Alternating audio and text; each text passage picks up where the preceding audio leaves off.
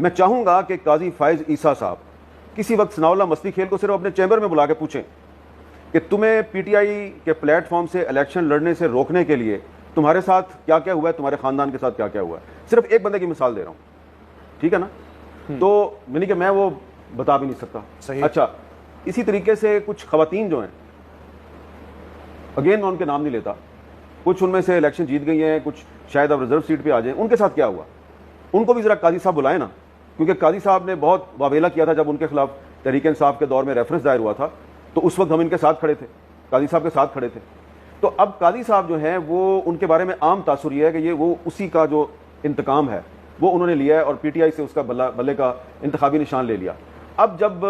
13 जनवरी का फैसला अभी नहीं आया था, तो उससे बहुत पहले बहुत से लोग जो हैं, जो बाद में सेनेटर बनवा दिए गए, तो काजी साहब जो हैं वो पूछे ना फैसल वाडा साहब को बुला के कि वाडा साहब आपको कैसे पता था कि बैलेट पेपर पर बल्ले का निशान नहीं होगा, मैंने तो फैसला दिया 13 जनवरी को, तो ये जो आपने अनाउंसमेंट की मुख्तलिफ टीवी शोज पे, ये आपको किसने बताया था? मैंने तो नहीं बताया था। कौन बताता था आपको? देखे ना, हमारी कोई यहाँ पे इंडिया पाकिस्तान की जंग तो नहीं ना हो रही, एक सियासी इख्तिलाफ है, तो हम मिलजुल के आगे क्यों नहीं बढ़ सकते? हम क्यों अभी पिछले 3-4 घंटे में जो मीटिंग हुई है इस्लामाबाद में, मुझे पता है उन मीटिंग्स में जिन लोगों ने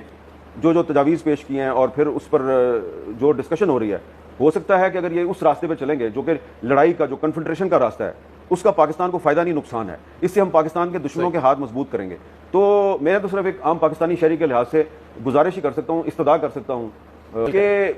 आपस में मत लड़ें, क्योंकि अब जो आजम नज़ीर तारड़ साहब ने और राना सनाउल्लाह साहब ने जो बातें की हैं, ठीक है, ये उनका पॉइंट ऑफ व्यू है, लेकिन वो दो आदमी, सिर्फ दो इंडिविजुअल्स की राय नहीं है, उसके पीछे मुझे 2-3 इदारों की तर्जुमानी नजर आ रही है। इसलिए कि मेरी खुद भी एक बहुत अहम आदमी से बात हुई और उनकी गुफ्तगू सुन के मैं तो लरस गया कि वो किस तरफ जाने का सोच रहे हैं। तो ये उस तरफ मत जाएं, क्योंकि वक्त कभी एक साथ नहीं रहता।